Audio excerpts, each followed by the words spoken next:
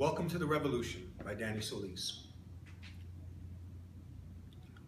I was walking the University of New Mexico under the pines, cutting through the perfect mountain air, searching for the shadows from the bloodstains from the riots, student-led anti-war demonstrations when Mexican-American guardsmen bayoneted Chicano students, having traded obsidian blade and Toledo steel for oiled and honed army issue in fixed position, point and thrust, and the blood blossomed from earth-brown skin. And that was less than 30 years ago when I was tracking down those puddles so I could put my fingers into them like some kind of coagulated holy water blood pudding, and maybe I could put in my thumb and pull out a heart. Chemanahuac, city of the Aztecs, heart of the one world, beating like a gory jewel in the undulating copper sun of my dreams. And I lost focus, closed my eyes, vertigo unfurling, when a hand gripped my shoulder hard.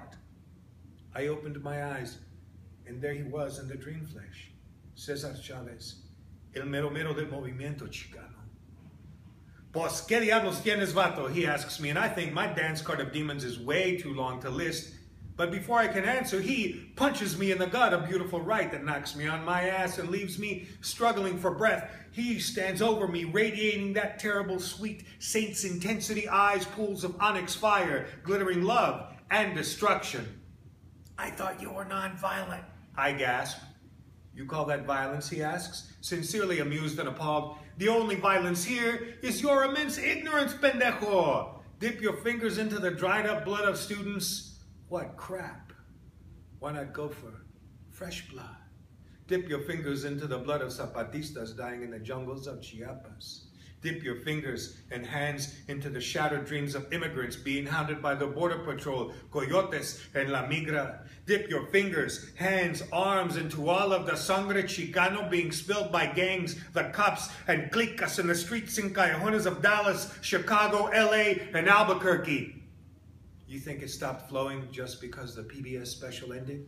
Just because you quit thinking about it? Just because there was no one around to yell, "Viva la raza!" and wake you up?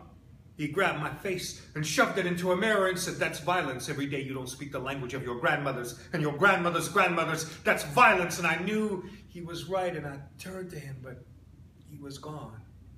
And in his place was Santos Rodriguez, a wavering 12-year-old angel with half his head blown away by the Dallas police. And I trembled as he took my hand, and we took flight, rose into the air, and we flew backwards past the LA riots. Smoke and fire licked at us, and we rose higher. Screams from furnace heat, napalm's victims, Vietnam, and we rose higher. Mexico City, 1968, students machine gunned in the bloody streets, and we rose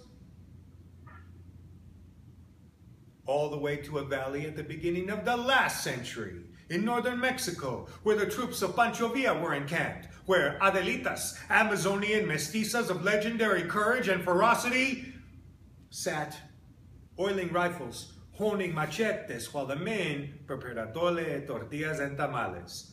Unself-conscious role reversal, because revolution is more important than machismo. And Santos sets me down face to face with El General Francisco Villa, Doroteo Arango, and he is grinning with a humor full of danger. And in the silence, I realize no one is saying a word, and everyone is staring at me, waiting. And Villa's face changes to the face of a child waiting to be taught to read in English and Spanish. And a voice in my head says, "Welcome to the revolution, cabrón."